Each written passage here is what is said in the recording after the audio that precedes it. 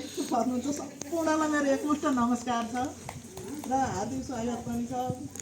हाम्रो यो बोल्न त म भाषा मिलाएर जान्दिनँ, तैपनि सर्टकटमा अलिअलि बोल्छु है।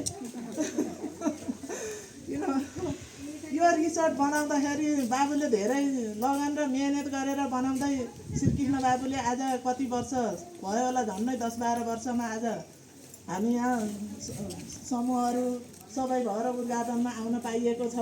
यसमा हामी सबैको दायित्व, उहाँ बाबुको मात्रै दायित्व छैन कि यसमा। हामी समूहबाट, हामी बाउ समूहबाट, आमा समूहबाट, बाटाघाटा पँधेरा गल्ली डहर सबै हामीले यो रिसोर्ट हुँदै गर्दाखेरि हामीले 1 नम्बरमा सफा राख्नुपर्छ। यहाँको सरसफाइलाई एकदम मूल कुरामा सरसफाइमा ध्यान दिनुपर्छ। किन भन्दा बाहिरबाट पर्यटकहरू आउनुहुन्छ, उहाँहरूले ओहो यत्रो रिसोर्ट छ, यो गाउँ कति फोहोर रहेछ यस्तो भनेर यताउता नाक खुम्च्याएको देख्यो भने हाम्रो इज्जत रहँदैन।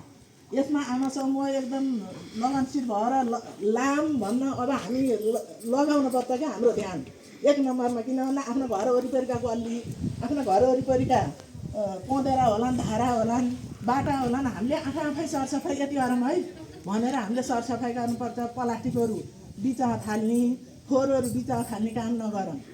दोस्रो कुरा भन्नुहुन्छ भने यहाँको रैथाने बाली हामीले जे उत्पादन गर्छौँ हामीले पोखरा, म यसैलाई नजाने पनि यसरी भनी नभनिदिनु है। त्यो भनेपछि हामी पोखरासम्म लिएर जान्छौँ नि हामीले जति बनाएका चिजहरू। अब यो होटेल चल्यो भनेदेखि हामीले यहीँ ल्याएर हाम्रा बारीमा भएका ताजा ताजा तरकारीहरू, फलफुलहरू हामीले आएका पर्यटकहरूलाई हामीले खुवाउन पाइन्छ। अनि हाम्रो के हुन्छ भन्दाखेरि हामी आमाहरूलाई उता समयको बचत, उता उहाँहरूले ताजा र शुद्ध स्वच्छ खाना पाउने त्यस्तो हुन्छ। अब त्यस कारणले नि हामी गाउँलेलाई फाइदा छ क्या, बाबुलाई मात्रै फाइदा छैन। त्यो जसको रिसोर्ट हो उसैलाई मात्रै फाइदा हुन्छ भन्ने कुरा नसोचौँ। यसमा सबैलाई एकदम राम्रोसित हामीले सोचेर काम गरियो भने सबैलाई फाइदा हुन्छ।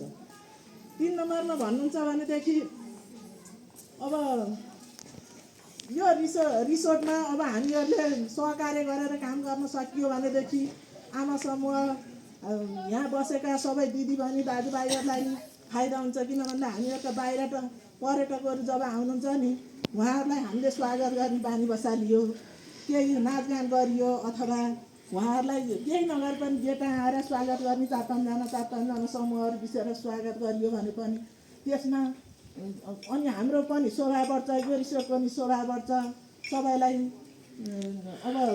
फाइदा हुन्छ, राम्रो हुन्छ भन्ठान्छु यसमा पनि।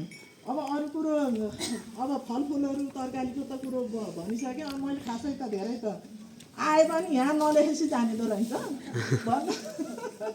अब यतिकैमा मेरो शब्द गर्छु। बाबुलाई धेरै धेरै धन्यवाद छ। श्रीकृष्ण बाबु, तिमीले यत्रो मेहनत गरेर यत्रो रिसोर्ट खडा गऱ्यौ, हाम्रो गाउँको शोभा बढाइदियौ।